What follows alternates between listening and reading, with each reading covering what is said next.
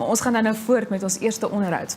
So grond is een van die kosbaarste hulpbronne vir landbou, maar word dikwels afgeskeep te midde van al die ander uitdagings. Na raming duur dit sowat 2000 jaar om slegs 6 tot 8 cm vrugbare boergrond te vorm. Ons gesels met Johan Habig, 'n grondmikrobioloog van die Landbou Navorsingsraad se Navorsingsinstituut vir Plantbeskerming, oor grondgesondheid en produsente se verantwoordelikheid om grond weer gesond te maak. Kom ons probeer weer. Wat presies word bedoel met grondgesondheid? Dankie Elsa. Grondgesondheid is basies die grond se volhoubare vermoë om al die lewensbelangrike funksies wat ons as mense, diere en plante onderhou te verrig. Hoekom word ons gronde as siek beskryf? Ons grond is siek omdat produsente dit oor die dekades heen eintlik misbruik het. Hulle het meer daaruit geneem as wat hulle teruggesit het om aan die groeiende bevolking se behoeftes te voorsien. Sodoende het opbrengste jaarliks verminder, met die gevolg dat al hoe meer kunsmis toegedien moes word om dieselfde opbrengs te kry. En op hierdie stadium van die wedstryd is ons gronde basies dwelmverslaafdes wat nie sonder die chemiese kunsmis meer kan produseer nie. Hoekom is dit dan nou belangrik om ons gronde gesond te kry? Dit gaan basies oor die buffer-effek.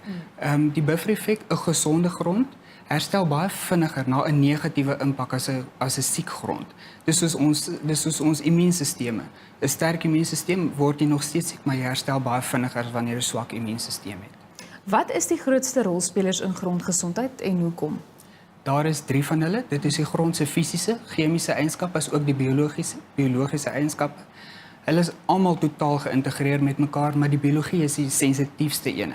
En dit is gewoonlik die een wat ons gebruik om te meet wat die status van die grond is. Julle benadering oor grondgesondheid berus op 3 hoofpilare. Verduidelik dit ook sommer dan nou vir ons. Dis reg. Wat ons probeer bewus maak by die boere is die 3 pilare. Die een is eerstens minimale grondversteuring, wat basies beteken om nie meer jou grond 180 grade om te keer met 'n ploeg nie, maar eerder 'n klein voetjie te maak wanneer jy plant, so die grond nie te versteur nie.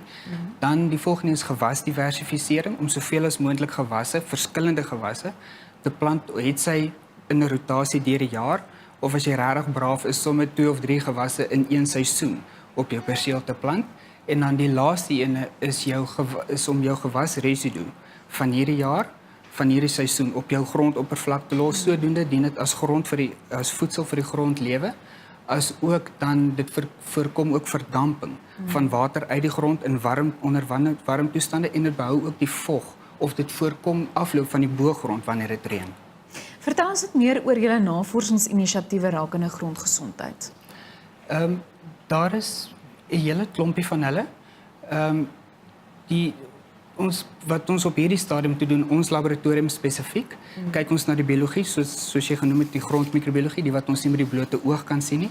So ons kyk na die funksies wat hulle verrig en hoe aktief hulle daarmee besig is. Maar goed, dis ongelukkig alwaar vir ons tyd het, maar baie dankie dat jy kom inloer het. Dankie Elsa. Dit was Johan Habig, 'n grondmikrobioloog van die Landbou Navorsingsraad.